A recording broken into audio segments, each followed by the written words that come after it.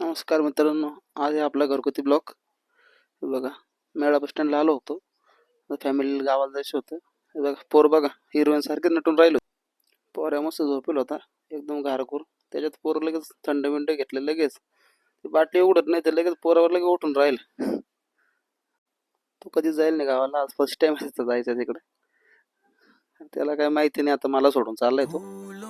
डोळे चोळत चोळत काय ना आला माझ्या का थोडा हसला विसला. थोडा वेळ घेतलं मग त्याला, कारण बस खूप लेट होऊन जाईल होती. म्हटलं तर खेळू आपण तरी.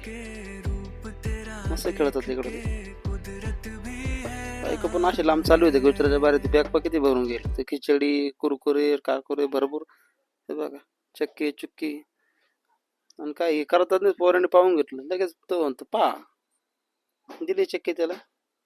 बसला खात. खाल्ली खाल्ली ना काय, आला खाली ना मस्त हिंडायला लागला खाली. मस्त दोघं बहीण भाऊ खेळत होते. इथे भरपूर मोठी जागा आहे ना, मस्त दोघं जण खेळत होते. खेळता खेळता भरपूर टाइम झाला होता. मग लागली बस. हे बघा ही बस आहे. दिलं त्यांना बसमध्ये बसून. मग पोरं लगेच खिडकीच्या बाहेर.